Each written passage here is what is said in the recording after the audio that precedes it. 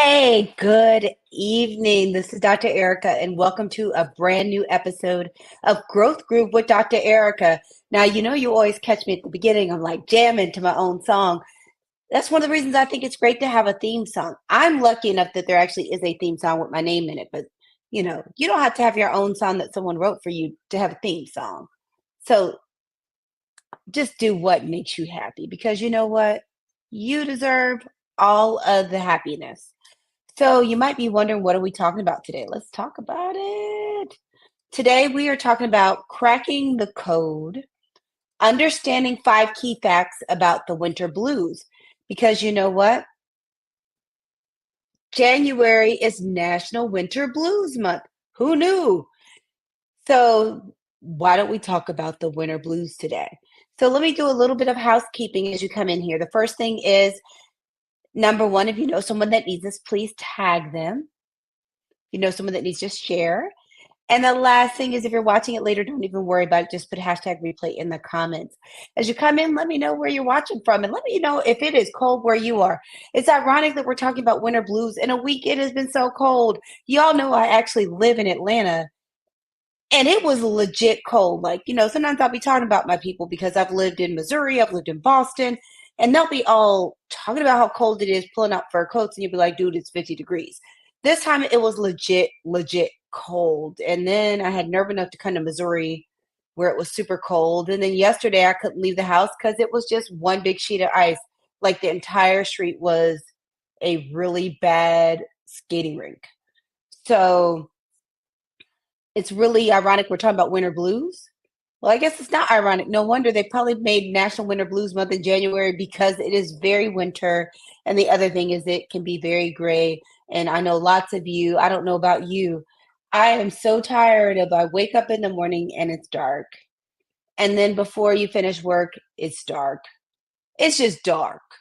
I won't lie, I am waiting for the sun to decide it's going to make an appearance. So that's one of the reasons we're talking about it is because it's National Winter Blues Month. Number two is I'm your host, Dr. Erica, Harvard trained double board certified psychiatrist and host of the hit podcast Better with Dr. Erica. I'm extremely passionate about helping people be better, do better, and live better. I help busy people like you that just feel overwhelmed. I help you through my adult telepsychiatry practice.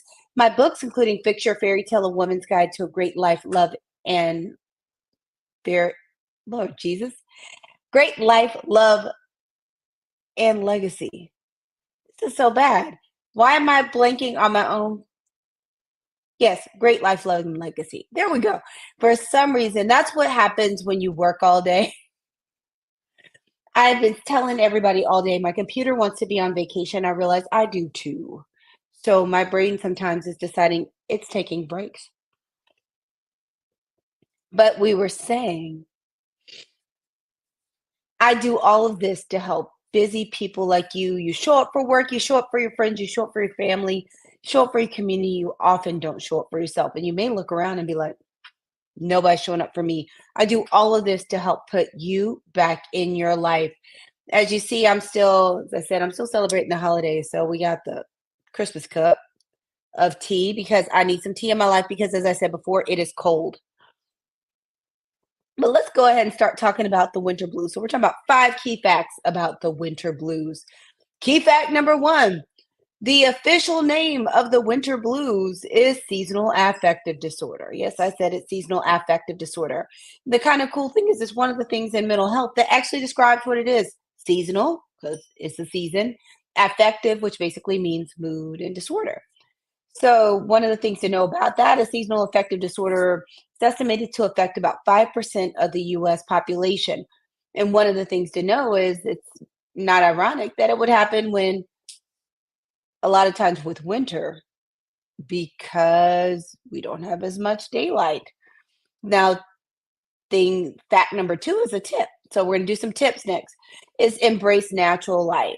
Because the one thing is I don't want to give you a million statistics and then be like, well, good luck.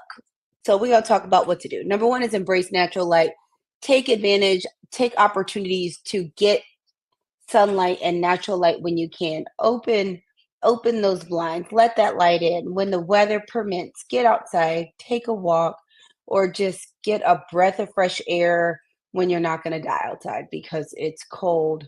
Because there are higher rates of seasonal affective disorder in northern latitudes where there are shorter daylight hours, which naturally is one of the reasons we're dealing with this in winter is because we have such short daylight hours here. But granted, there are places with less daylight hours. So I'm just going to say thank you. I'm not in Alaska. Some of y'all may be in Alaska. I am not. I'm very happy I'm not. Fact number 3 is actually tip number 2 is stay active. As much as you want to curl up, I won't lie. There are times I'm even working, I want to curl up under a blanket. As much as you want to curl up in a blanket, stay in bed, stay warm, not get active, is moving is helpful. Number one, it's going to help you in a few different ways. One is intentional movement can actually impact mood. Number two, it can help you complete the stress cycle if you're starting to feel anxious or down or stressed out. Number three is that number one, no one feels good when they're not active and potentially gaining weight. Nobody wants that. That is so not fun. Uh, number four, fact number four is tip number 3. Don't you love this? Connect with others. It's such a temptation when the weather gets cold and it gets dark to isolate and hibernate and be by yourself. And it's one thing to be by yourself when that is your 100% jam, but it's still important. One of the reasons we have the Better Seven, and one of them is support, is to still stay connected to others, be that phone calls, FaceTimes, getting together, watching TV, listening to music, I'm about to say conversating on your cell phone. I'm playing. Listening way too much Charlie Wilson lately. But have a conversation, get together, maybe grab coffee, whatever it is, but still stay connected to people. Don't let yourself become super isolated because that can actually impact your mood if your mood is already starting to get heavy. The other thing about connecting with others is it helps you be able to utilize your network for support. Fact number 5, which is tip number 4, is create a cozy environment. You may not be able to go out as much. Everyone is not in an environment where even in winter, I have some friends that live places where wintertime they turn up the fire pit and they are golden outside. Way this weather's been lately, I wouldn't be outside. Fire pit or not, it is not happening. But make inside cozy. You want a place that it feels welcoming so it doesn't feel like it's dark outside and you're just locked up in a cell or something. So you want to make it cozy and pleasant, someplace you actually want to be. And it may be able to also help your spirits that way. Apparently, these are doing the most. Apparently, somehow, when I was clicking through these, I moved them. So you are getting all of the comedy as I move stuff around on accident. The last one is a bonus because we said 5 facts. This is number 6, which is actually tip number 5, is see a mental health professional if it's overwhelming. It's one thing sometimes we have conversation around people may have the winter blues and they just feel a little bit down, but they're still functioning. They're able to do everything they have, everything they need to do. They're still connecting with others. They're still connected to their friends, family, and partners. They're able to be productive. They're not feeling overwhelmingly sad. That is one thing. Being to a point where you have, as we always talk about it, that increased level of impairment where you just don't feel like yourself or you feel like you just can't get going. No matter how much you rest, you're always tired. You notice that you're cutting, just snapping on people because you're irritable. Some people get so sad that they start having thoughts of hurting themselves. But the thing is, if you just feel like it's really overwhelming and it's not just something that's really small, actually see a mental health professional. We are here to help. So we are talking today about seasonal affective disorder or the winter blues because it is National Winter Blues Month. That's how we do. We like to hop in on what's going on in these places, and we're all dealing with winter. So let's do a quick review and then we'll get you out of here. Again, we're talking about cracking the code, understanding 5 key facts about winter blues. Again, quick reminder, if you know someone that needs this, please tag them. Also, if you know someone that needs this, please share. The last thing, if you're watching it later, please just put hashtag replay in the comments and let us know you were here. We're going to do this replay, rewind slash recap, and then get you out of here. So number one is the official name for winter blues in medical terms is a seasonal affective disorder. Then the next few facts or tips. So tip number one is embrace natural light and get that light when you can. Take advantage of it. If you can get a walk, get some fresh air, open the blinds or the shades so you can get some light in. Tip number two is stay active, get moving. Tip number three is connect with others. Don't hibernate and end up on an island by yourself. And tip number four is create a cozy environment. If it's too cold to be outside and it's dark, let's not make inside feel dark and depressing too. Let's make it cozy, comfy, and a pleasant place to be. The last bonus, which is tip number five, is see a mental health professional if you feel overwhelmed, you don't feel like yourself, or you are not functioning. There is absolutely no reason you need to be struggling out here in these streets.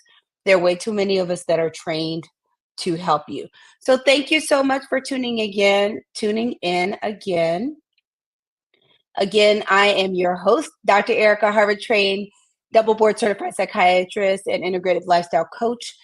I'm on a mission to help you be better, do better, and live better. I do that through my adult telepsychiatry, my books, including Fix Your Fairy Tale, A Woman's Guide to a Great Life, Love, and Legacy, my telepsychiatry practice, which I think I mentioned already, my speaking, and my hit podcast, Better with Dr. Ericka. I do all this to help busy people like you, that you show up for work, you show up for your friends, you show up for your family, you show up for your community, you show up for everybody, but you don't show up for yourself. So I do this to put you back in your life. If you're interested in seeing Dr. Ericka as Dr. Ericka actually being your personal medical professional, you can go to goodwinmed.com. That's goodwinmed.com. That's where you can find information about my medical practice, Goodwin Medical Associates, where I do telepsychiatry in a variety of states. So you can go there and you can get more information and set up a consultation.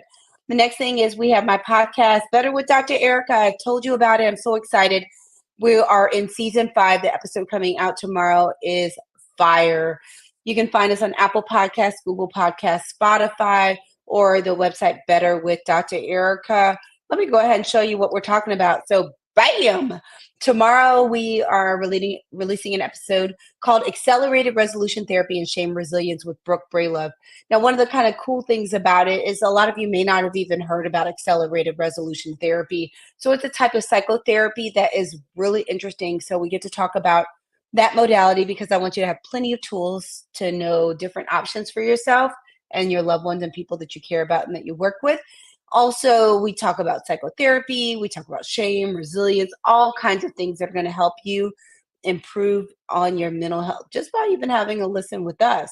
So that's a pretty easy bar of entry. So I encourage you, please listen to the podcast and you can rate and review and subscribe and follow so you know all my bonuses and know everything that comes up because you know you want to be there.